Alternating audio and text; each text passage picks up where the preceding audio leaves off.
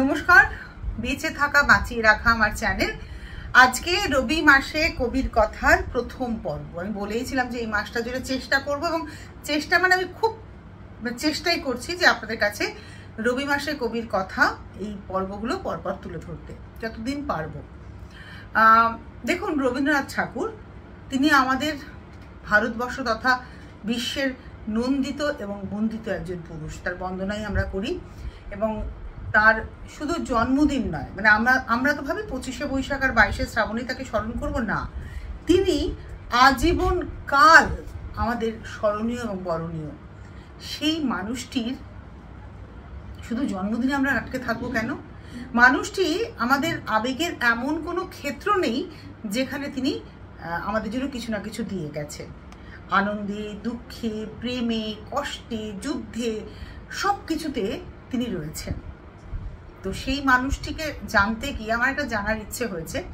তো আমরা জানি তিনি প্রিন্স দ্বারকানাথ ঠাকুরের পৌত্র এবং মহর্ষি দেবেন্দ্রনাথ ঠাকুরের পুত্র। তিনি নোবেল পেয়েছেন। হ্যাঁ, নোবেল তো তিনি পেয়েছেন। তিনি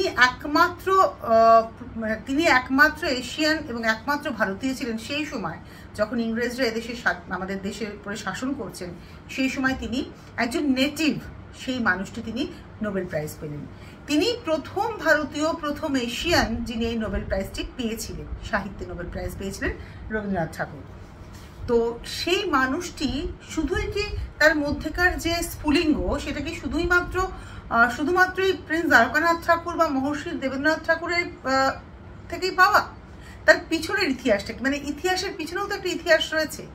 সেই ইতিহাসের পিছনে ইতিহাসটা জানার একটা আগ্রহ আমার ছিল।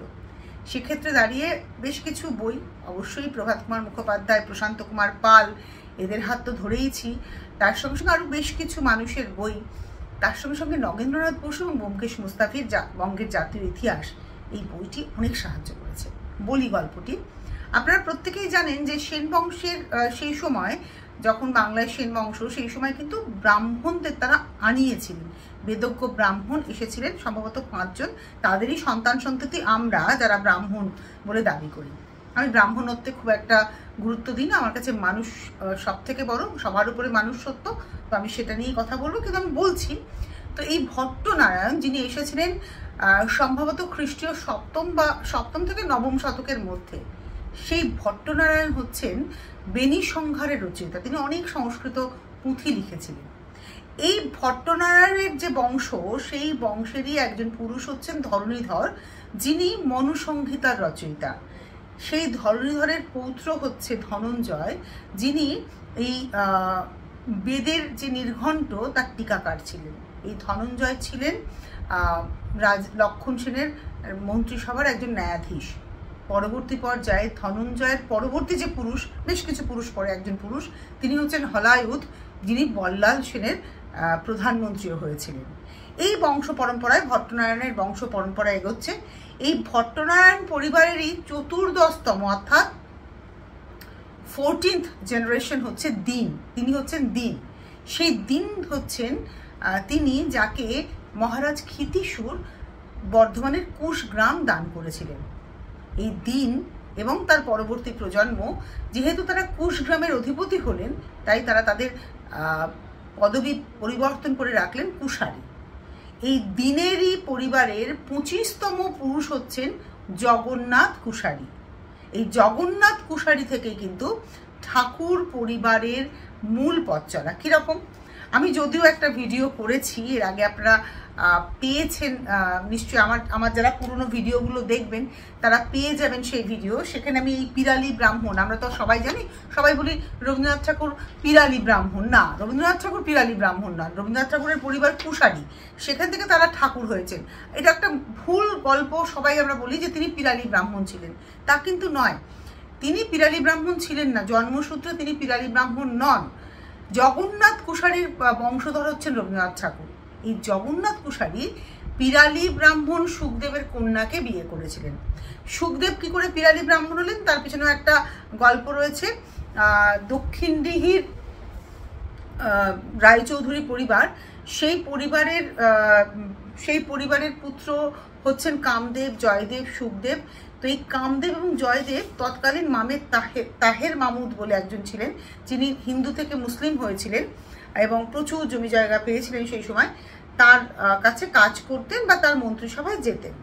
তো এইখানে একটা গন্ডগোল হয়, অর্থাৎ রোজা চলাকালীন এই পীর আলী, ওই মাহমেদ তাহুরের নাম হলো পীর আলী। তো সেই পীর আলী তিনি রোজা চলাকালীন গন্ধরাজ লেবুর গন্ধ শুকছিলেন। তখন এই কামদেব এবং জয়দেব দুই ভাই বলে ফেলেছিলেন যে ঘ্রাণেনাং অর্ধনাং ভোজনাং। তখন বললেন যে আপনি তো গন্ধ শুকেছেন, তাহলে আপনার রোজা ভঙ্গ হয়ে গেল, সত্যি রোজা ভঙ্গ হয়ে গেল। তো পীর আলী একটু রেগে গেছিলেন। পরবর্তী পর্যায়ে তিনি যখন একদিনকে বেশ আটসাট করে ফন্দি করে মন্ত্রিসভার মধ্যে গরুর মাংস রান্না করলেন, সবাই তো পালিয়ে গেল, কিন্তু কামদেব এবং জয়দেবের উপর তার আক্রোশ ছিল, তাদেরকে আটকে রাখলো এবং তাদের নাকে যেহেতু গরুর মাংস রান্নার গন্ধ গেল, তিনি বলেন তোমাদেরও তাহলে তুমি গন্ধ নিয়েছো, তুমি তাহলে তোমার ধর্ম পরিবর্তন হলো। তৎকালীন সমাজে তো আপনারা জানেন যেরকম ছিল। তো তখন এই কামদেব এবং জয়দেব ধর্মান্তরিত হলেন। তারা তো ধর্মান্তরিত হলেন, তাদের সংসার আলাদা হয়ে গেল, কিন্তু এই সুখদেব এবং তার ভাই ছিলেন, তারা তখন কি করবেন? ভাই তো বিবাগী হয়ে গেলেন, চলে গেলেন, কোনো সম্পর্ক রাখলেন না। সুখদেব বললেন মহাফাপরে তার বোন আর মেয়েকে নিয়ে, অবিবাহিত বোন রয়েছেন, অবিবাহিত মেয়ে রয়েছেন, এই যে সাবর্ণ রায়চৌধুরীর বংশধর তাদেরই এক পূর্বপুরুষ বিয়ে করলেন সুখদেবের বোনকে, এবং সুখদেবের কন্যাকে বিয়ে করলেন জগন্নাথ কুশারী। এই জগন্নাথ কুশারীর দ্বিতীয় পুত্র হচ্ছেন পুরুষোত্তম, যে পুরুষোত্তমের নাম মহর্ষি দেবেন্দ্রনাথ ঠাকুর তার শ্রাদ্ধাদি ক্রিয়াতে যে পূর্বপুরুষের 14 পুরুষের নাম আর নামাবলী পাঠ করতেন, তাতে পুরুষোত্তমের নাম আমরা পাই। জগন্নাথ কুশারীর দ্বিতীয় পুত্র পুরুষোত্তমের পৌত্র হচ্ছেন রামানন্দ। এই রামানন্দের পুত্র হচ্ছেন মহেশ্বর এবং সুখদেব। এই মহেশ্বরের পুত্র হচ্ছেন পঞ্চানন কুশারী। পঞ্চানন কুশারীর পুত্র হচ্ছেন জয়রাম। জয়রামের পুত্র হচ্ছেন জয়রামের পুত্র হচ্ছেন নীলমণি। এই নীলমণির পুত্র হচ্ছেন রামলোচন। রামলোচন তার ভাইয়ের পুত্র প্রিন্স দ্বারকানাথ ঠাকুরকে দত্তক নিয়েছিলেন। এইখানেই প্রিন্স দ্বারকানাথ ঠাকুরকে আমরা পেলাম। তার মানে বুঝতে পারছেন পর্বটা সেই ভট্টনারায়ণ থেকে শুরু করে আমরা রবীন্দ্রনাথে এলাম। প্রিন্স দ্বারকানাথ ঠাকুরের পুত্র মহর্ষি দেবেন্দ্রনাথ ঠাকুর, তার কনিষ্ঠ পুত্র হচ্ছেন রবীন্দ্রনাথ ঠাকুর। তো আজকে আমার ভিডিওটা এইটুকুই থাক। আগামীকাল এই জগন্নাথ কুশারীর পুত্র, জগন্নাথ কুশারীর জেনারেশনের পঞ্চানন কুশারী কলকাতায় যখন এলেন, কলকাতায় কীভাবে এলেন? মহেশ্বর তার ভাই সুখদেব এবং পুত্র পঞ্চানন কুশারীকে নিয়ে কলকাতায় চলে এলেন যশোর থেকে।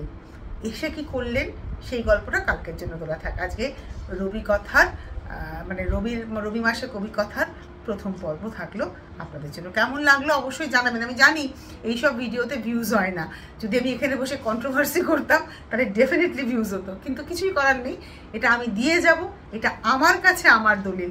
যে কজন মানুষ দেখবেন, যদি কিছু মতামত থাকে জানাবেন, যদি কোথাও মনে হয় যে এই জায়গাটা কারেকশন করতে হবে সেটাও কমেন্টসে লিখে জানাবেন।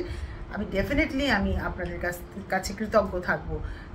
অবশ্যই এভাবেই আমরা কিন্তু সুস্থ সংস্কৃতিকে বাঁচিয়ে রাখতে পারি, ভালো থাকতে পারি। সকলে ভালো থাকবেন।